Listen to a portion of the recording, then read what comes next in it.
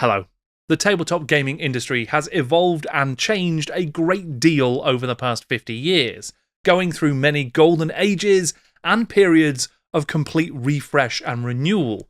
Mechanisms and design and systems, mechanics, rules, all of that stuff has been invented and innovated and reinvented and built upon by many, many great creators across the industry. My guest today is one of the greatest innovators that there has ever been, who has been there since almost the very beginning. He helped to create the tabletop microgame. He founded his own publisher, SJ Games, and he was responsible for the creation of one of the most ambitious RPGs ever made, GURPS, a system that was designed to work with any campaign and any setting that there is.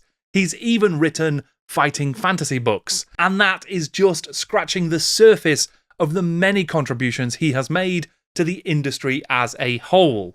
I'm Jordan, this is Jordan Sorcery, and today I have the great privilege of being in conversation with Steve Jackson.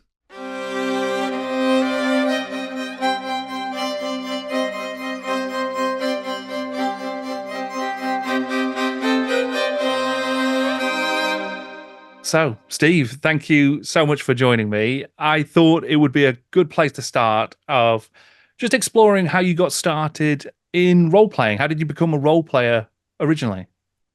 Really, I became a role player while at the University of Texas Law School. We played a great deal of Traveler and adjacent games. My first experience with role-playing was a D&D game when I was an undergraduate, but that never went anywhere. Right. So and did you get big into Traveler then? Were you deep in the sort of Traveler space? Middling deep. Right. Sure. I mean, what was it that attracted you to Traveler in the first place, do you think? Well, I have been a science fiction fan since I was very, very small, and Traveler is good swords and blasters. SF. Sure. Yeah, absolutely.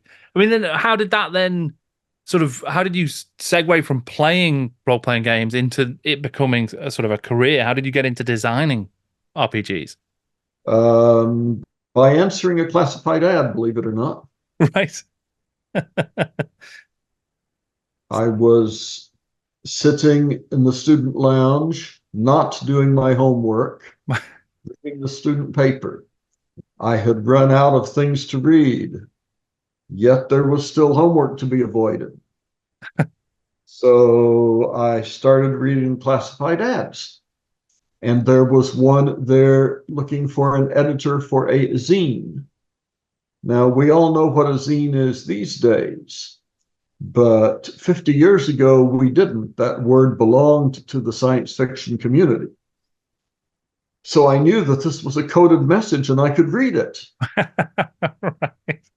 And I answered the ad and did not get the job. I was overqualified. He hadn't expected to find anyone who was already a gamer. So I got taken on as a contractor to do game development. Right. So what kind of games were they that you would be working on then? Well, the first one was Ken St. Andre's Monsters, which is still out there today. It's a sequel to Tunnels and Trolls, told from the monsters side of the story. Right. So were you developing supplements, or were you working on the sort of main game? What was the sort of nature of the role that you were doing at that time? I didn't understand the question. I'm sorry. So your actual game development that you were doing on Monsters, what were you writing new rules? Were you sort of playtesting? What kind of work were you doing? I was going over the rules, testing occasionally, and doing rewrite where it seemed like a good idea to clarify the meaning. Right. Was it fun to be spending your time working on games? Oh, yeah. Yeah. And then from there, what steps did you take then? How did it sort of become? I mean, was that at the time, was it this is a career I want to go into, or was it, like you say, avoiding homework and finding a way to just make a bit of beer money or what have you? Well, I did shortly thereafter drop out of law school. I had already decided that I did not want to be an attorney. I just didn't know what I wanted to do. Hmm. So and then this did Yes, it sort of did it take over then, and it became okay. Actually, I do enjoy this, and this could be something I do as a full-time job. right. Yeah, great. And then from there, you were sort of were then moving into sort of metagaming, and that was a role that you did in metagaming. Can you talk about that a little bit, maybe? Well, that was the company that hired me to do game development. So that's where you started. Okay, great, Yes. right. And you went on to develop the pocket box or the sort of micro games, the sort of small self-contained card-based games, things like Ogre and later Car Wars. Was That that developed at Metagaming? that was all the idea of the owner of Metagaming, Howard Thompson. Right. His concept was for a game to have the same footprint as a paperback book. So they would be sold in paperback book racks in bookstores. Hmm. As far as I know, that never worked even once, but the format was successful in game stores to gamers. Hmm. That's really interesting, actually. Yeah. I mean, was there a reason it sort of never made it into the book racks? Did it just not, was it distribution or the market just wasn't right? Or... I would say it was distribution. Book Right. distribution is something that has changed a lot from decade to decade, but it's never been wide open to little companies coming in and saying, "Oh, will you carry an order of a dozen each of my books?" Right. Sure. Yeah, and I guess it's very centralized in a lot of the distribution through bookstores, and you like you say, hard to crack into that sort of that infrastructure, I suppose. But it is interesting that that format of the sort of small, self-contained kind of boxed game it's still prevalent today. They still see lots of those kind of small boxed games in stores right now. If you go into your local gaming store, right? So it was obviously something in that idea. And you find games that have found a way to do away with the counters or games that have found a way to do away with the map. No games yet have done away with the rules, as far as I know, but give it time. Sure. I mean, what was it like being in the industry as it sort of started to evolve then? So you'd started working in game development in the 70s and then moving into the 80s and the changes that happened there. I mean, can you sort of share a bit about what it was like from your perspective as you were working in there? Well, the game business was very small, very, very geeky. It was very collegial. Everyone knew everyone else. It was almost completely male dominated, but not quite. You had women like Lee Gold who were very, very prominent. Lee still is, puts out the fanzine Alarms and Excursions. Right. Um, and none of us had any idea what was coming. Right, sure. I mean, were you sharing ideas a lot? Was it kind of geographically quite small as well? Were you sort of centralized, or was it quite spread out? It was very spread out. Some people had no gaming groups in town, had nobody to play with at all. Hmm. Did you see that change over time then? Was there a kind of move to people being in the same kind of spaces, or was it that the whole hobby and the industry that went with it started to grow more? The rising tide lifted most of the ships. Right. Sure. I mean, what was your sort of role as or the jobs that you were doing and the games you were working on during that period? I mean, as it sort of started to lift up all ships, where did you sort of see yourself going next? Well, I was happy to be on one of those ships. It was very hard work, but it was fun. Yeah. Yeah, absolutely. And then you, in the early 80s, created Steve Jackson Games, right? So was your thinking there to get in on the actual the sort of increasing explosion in games? Did you have a sort of fresh idea that you wanted to tackle, or what was your thinking behind creating the company? Um, I thought that I had enough experience to do it myself, and I wanted to do things my way and see what happened. Yeah. Yeah.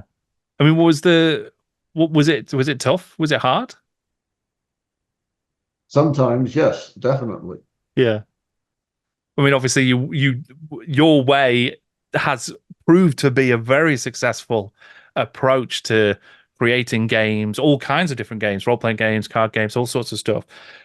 That that company that you set out to make at that time, obviously, has continued to be phenomenally successful. So, was there something in this sort of the philosophy that you took in that you were like, this is my approach. This is how I'm going to make games differently to everybody else, or did it sort of emerge over time? Well, I've always been very, very quality centered in the places where I understand quality, Hmm. which leads to pretty good writing and pretty good game design. And I'm not an artist, nor am I an art director. Right. Very, very few of my games have ever been picked off the shelf and held up as wonderful examples of graphic design. Now that Right. changed to a large extent when Phil Reed joined the company because he was a very good graphic designer. But I I was kind of old school even when the old school was running the show. I prefer to play with six-sided dice. So, it was the philosophy just let's put the sort of the system before all of the design, as in terms of the sort of visuals and that kind of stuff. You were very much about let's focus in on mechanics and rules and making sure that works ahead of everything else. I would always start with a concept. Right. What is this game about? What is it simulating for very loose values of simulation? Uh, what are people pretending to do when they're playing the game? And in a game like chess, you're not pretending anything at all. You're playing chess. Hmm. In OGRE, you're pretending to be a giant robot tank destroying the countryside. Sure. Yeah. So, thinking about GURPS then, so your generic universal role playing system. What were you trying to simulate in that then? Because obviously that kind of opens the door to you can simulate anything, you can play anything. So what was the approach? What was I trying to simulate? Everything. Just every so it really was right. Let's just create a system. You can do Right. whatever you want, and here you Yes. go. That was the goal. Right. I mean, how do Perhaps you? not sane, but that was the goal. Sure. And that's a really ambitious goal to undertake, especially in the sort of in the world that you were creating it in. So there was an explosion in different RPGs. There's lots of different stuff out there that are simulating very specific, very niche storytelling experiences.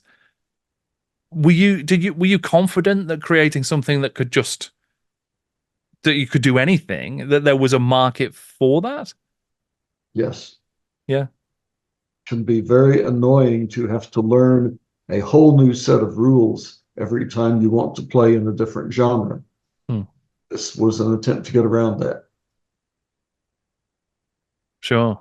Which evidently has worked and worked super well. I mean, was it a challenging start? I mean, how did it go from the very beginning and sort of working on GURPS? Oh, from the very beginning, it was difficult. I mean, you need a certain critical mass before you have anything at all. Right. And did you have I mean, because it is sort of freed from the almost the I suppose there's a lot to hide behind when you deal with different worlds and different stories and different sort of genres. You strip that all away and you've got something that really has to stand on its like mechanics and you know the offering that you're putting together. So how did you approach that? How did you develop that as a system? Slowly. Sure. And there was a lot of reality checking. People standing there in their jeans, whacking at each other with sticks. How fast does this really go? Right. How often do you hit someone totally untrained when they're totally untrained in defense? Now let's Well, bring in somebody who's somewhat trained in defense. The Society for Creative Anachronism was good in that. And right. Okay. So you were really, I mean, is that like you were literally trying to understand the sort of real world mechanics, I guess, in order to simulate them? yes, Yeah. So how did you account for, okay, well, now we're going to explore all of these different genres and we're going to make it, you can do sci-fi, you can do fantasy, you can do horror, all of these things that are impossible to sort of work out the real world mechanics of. right. Well, for the magic, of course, you have to bring in a couple of wizards and have them cast spells, which you measure precisely. No, no, you don't do that. Uh, but in a system like this, you require a certain real world input, and then you have the black box that says magic happens, Hmm. and then you have a definable real world output. Right. So I what would spend that, 3 points of strength and I get a lightning bolt. right, okay. So And the lightning bolt does certain specific things. sure. Okay.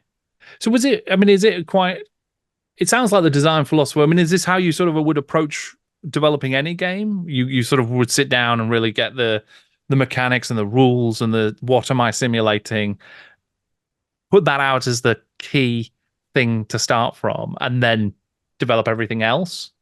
Is that sort of where your process starts? Well, kind of. I mean, you need a story. There has to be a story, and there has to be a basic core mechanic or small set of mechanics that supports that story. Hmm. You get a loop running, which would be a game turn.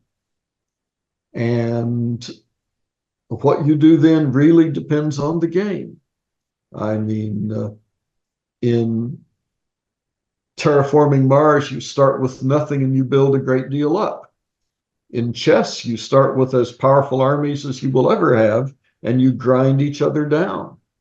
Hmm. It's it gets very different very fast. Yeah. You know, I'd never thought of chess in those terms, but that's absolutely right, and that is so different to sort of a lot of other games where you get stronger and you sort of develop over time, isn't it? Right? No, chess is completely ablative. Yeah, The closest thing you can ever do to an improvement in your position is to promote a pawn. sure. And that's not easy as well as we all know, of course, isn't it? No, So a bit of a Hail Mary in some cases. Yeah, no, that's fascinating. I mean, from where you were, so in the 80s, you've created Steve Jackson Games, you've created GURPS, you've launched this universal role-playing system. What happened then? And sort of in terms of looking at the industry and looking how things were changing, what were you seeing happen across the wider marketplace? that might be about the time the whole paradigm shifted to semi-live role playing and running around in black cloaks pretending to bite people. Right, right. Did you never get involved in the sort of LARPing scene? When we had, I was very involved in the Society for Creative Anachronism, but we didn't bite each other very much. Right. I mean, this Society for Creative Anachronism. Sounds fascinating. Can you tell me a little bit more about that? It's a group of people who want to recreate the Middle Ages, not as they were, but as they should have been. Right. Although sometimes unpleasant little bits of how they were do tend to creep in. Um, it's a lot of dressing up and feasting and partying and tourneys and jousts. The world is divided into kingdoms, and kings are selected by single combat. Right. Since it is a nonprofit group, there is an overriding board of directors that can call a king to account if necessary. It hasn't happened often. Right. Okay. And so is this something that happens regularly then? Is it you get Oh, together? quite. Um, but at the time I dropped out, I was spending almost every weekend doing something for the SCA. Right. And that was one reason I dropped out. It was threatening to take over my life. Okay. Is that because it was just so much fun to be Yes. involved in? Well, and it is live role playing. Let's imagine, to take a totally made up real example, um, let's say that you are a woman who is in her 30s, single, and flips burgers for a living. Hmm. Let's say that she is also the queen of a medieval kingdom, and every weekend people kneel to her and kiss her hand and ask her for permission to do this and that interesting thing. Now, we have a split personality here, obviously. Which one does she think is real? Sure. Okay. And is that like the purpose of the organization then? Is to sort of create this opportunity to live a different life for a period? That's exactly the purpose. It just, for some people, works distressingly well. Right. Sure. I can imagine it would be quite easy to lose yourself in that and to spend a lot of time wanting to be in that world. Yeah. So did you bring any of that into the game development then? And you sort of mentioned them in terms of, helping to work out some of the mechanics and how easy it is to hit someone, an untrained person. But did that spirit find its way into your sort of approach to games as well? I hope some of it did. Yeah, that was great. And then so what that was something that was happening or you'd seen happen across the industry as well. LARPing was becoming sort of more prevalent, I guess. Did the sort of any changes to how you saw people engaging with role playing during the 80s as well as a sort of just publicly and how it was being perceived, I suppose. Well, it started attracting a different kind of geek. Right. Your basic original D&D geek was the person who could learn all the rules. Your World of Darkness geek is the person who is most skilled at wearing a black cloak and looming in the corner. Sure. Yeah. Did you see that in your I mean, was that something you were seeing in fans of your systems as well? Like a move towards story over mechanics, potentially? Yes, but not to that extent. Right. There were no corner looming rules. Nobody was required to do this. Sure. I think it was around this time as well that you would have um, hooked up briefly with Ian Livingstone and Steve Jackson in the UK as well, right? You sort of connected with those guys. Yes, sometime in there. Sure. And was there any? I imagine, yeah, it's probably not that surprising, but it's always been an interesting sort of quirk of the industry, I suppose, that there was a US and a UK Steve Jackson. Did you have any sort of feelings about it? Had to have to somebody. Apparently, it had to me. Sure. I suggested to Steve that in order to avoid confusion, one of us should change his name to Gygax, but that never went anywhere. Sure. But you did use perhaps contributed together to a little bit of the confusion when you wrote a couple of fighting fantasy books for their series, right?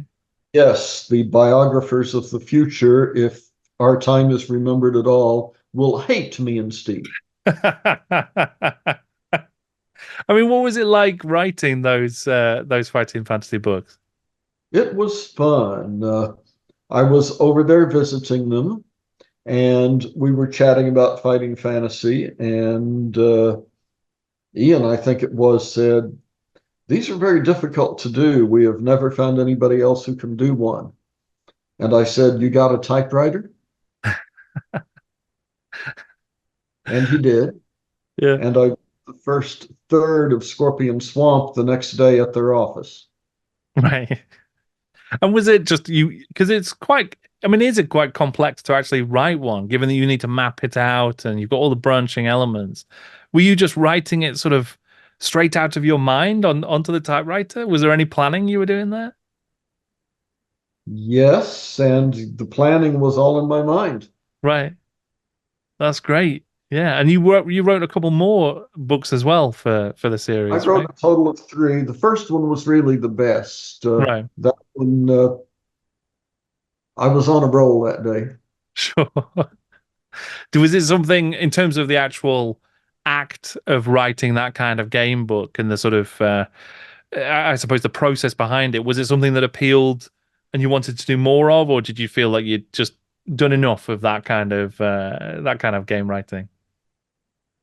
Most of the things that I've done, I would enjoy going back and doing some more of, but life is so short, Hmm. and I always want to try something new. Sure. Yeah. So then what did you move on to in as sort of as GURPS took off, and obviously there was a second and a third edition. So coming into the 90s, you were well established. Was there more that you wanted to sort of conquer in the tabletop space in the 90s? Hmm. I always have the biggest problem talking about timelines. One of Sure. these days, I should write my own short biography just so I can keep the decades straight. But there was a time when I went back to board games. After that ill-fated Secret Service raid, I did the hacker game, which was pretty good. And others along that line. Hmm. I also got more and more into helping develop other people's games. It wasn't all my stuff. Hmm. Car Wars was happening in there sometime too. Sure. Yeah. I mean, what was that like moving to sort of support and help develop other people's work and kind of create a platform that other people could explore their games and their designs in? But it was good. It was very, very good. And when I found myself working as a stenographer for other people who didn't quite know what they wanted to write, it was bad. Right. Sure. I mean, I'm curious as well about your just generally because you've written so many different games and you've worked in so many different ways. You've created a lot of board games, card games, role playing games. Mechanics are different, worlds are different. How do you sort of where does all of that come from? I suppose, and Oh where do my you God, start you with just that? asked me where I get my ideas. I think I probably did. Yeah. Uh, so you wear the cone of shame today. Sure. I mean, I guess I'm just intrigued because you've got such a broad career in terms of what you've designed, what you've developed, and everything that you've created out there. Is it quite different? Do you have to change your mindset when you move between those different ideas, those different types of games, or are you really just coming up with an idea and then I think this one makes most sense as an RPG. Let's do that. I don't know how not to have ideas. Right. So they're just always flowing sort of from Yes. you. Conventions and hot showers are probably the best places for them, but they come up everywhere. Sure. What do you think conventions is that because there's a certain energy to a convention? So many people, so many ideas. Yes, Yeah. uh, it's just a constant flow of new thoughts and experiences and so on. Yeah. I mean, that prompts an interesting question, I suppose. Because is that one of your favorite parts of the sort of the hobby space and the sort of TTRPG world, that opportunity to meet people and play with people, or is Ye- it something else? Yes, meet people, play with people, get introduced to new games.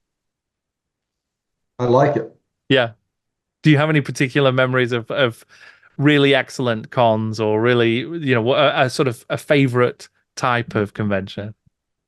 Well, a convention that I go to a lot over the past 10 plus years is LibertyCon in Chattanooga, just because it seems to be about the perfect size and has the perfect combination of events, and the people are all very nice. I know them now. We're family. I consider Liberty to be my hometown con, even That's though I great. do not live anywhere near Chattanooga.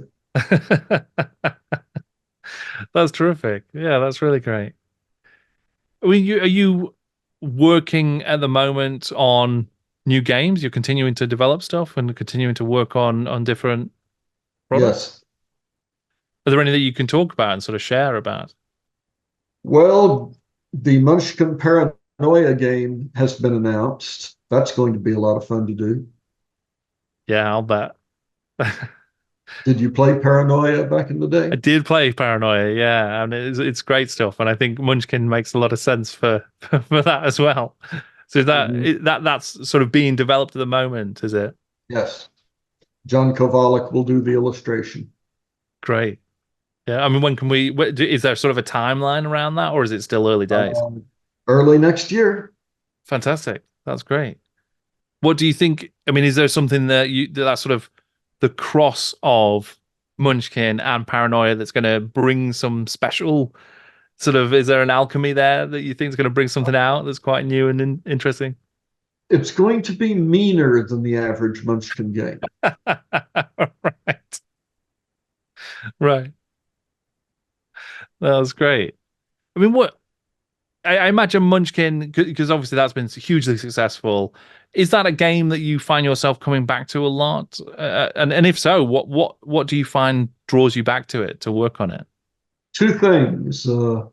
I like playing it, and there's always a new version that needs testing. Right. Do you think is there a reason you think it's been so successful? It's cooperative and competitive, going back and forth on little or no notice. You're really for yourself, but if you don't ask for help and help the other players, you will not win. You'll probably come last. Hmm. Yeah, it's an interesting combination. Yeah, and I think the fact that you have been able to spin so many or to sort of tackle so many different versions and sort of flavors and themes means it can appeal to a great deal of people as well, right? I think so. Yeah. What I was thinking of as well about just given because I would say that it's fair to say that you've been at the kind of heart of the industry for a good while, and you've obviously, from your perspective, seen that change. Obviously, we've talked about the early days and then how that was evolving and changing in the 80s and the 90s. Overall, from when you first began and when you applied for that job at the zine to now, what kind of things would you say you've seen change across that period and across the industry? Huge numbers of people and huge quantities of money have flowed in. Um, the junk is worse than ever before and beautifully illustrated. The good stuff is better than ever before, too. And it has spun off the whole computer role playing game industry, which is many times the size of paper role playing game. Mm. Do you think it's harder to find the quality now, given that there is so much stuff out there?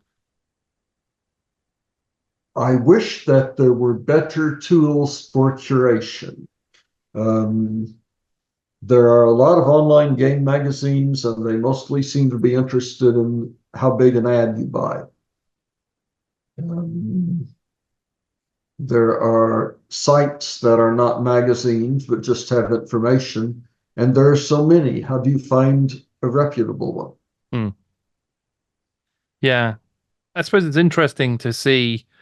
So the role-playing game magazine is something that hasn't really survived as well as others. Obviously there have been many great magazines out there, whether that is Dragon, the early White Dwarfs, Pyramid, lots of other great stuff over the years. But it's been tough, it seems, to keep an independent marketplace, sort of industry-wide magazine going. That's absolutely right. Yeah. The online magazines being more accessible and more timely just washed the paper magazines right out of the market. And then the digital magazines all succumbed to greed and publish. Sometimes it seems like the same article in the top 4 magazines, and maybe it is the same press release. Is there any, I mean, do you think that will change at all, or do you think that's kind of just where we are now for a lot of that? Everything changes, but I don't know how it'll change. I mean, do you have any thoughts about where the industry might go next, or how things might evolve in the sort of next phase? Closer links between a tabletop role-playing game and a computer assist of some kind. We're not far from real computer game mastering of the crummy kind of game mastering. If you want to just go down in a dungeon and meet random monsters and kill them, a chat system can give you that experience over and over again until you're sick of it. Yeah. Do you think that's that? I mean, because obviously the sort of the exploration of AI tools in game development seems like it's something that's on the way, if not already happening. Do you think that beyond sort of that kind of chat and AI generated games mastering, do you think there's any future where it becomes part of the actual game development as well? That's a hard one. There's so much controversy, so much ignorant controversy about AIs that it's hard to find people talking seriously about what they're doing on the cutting edge.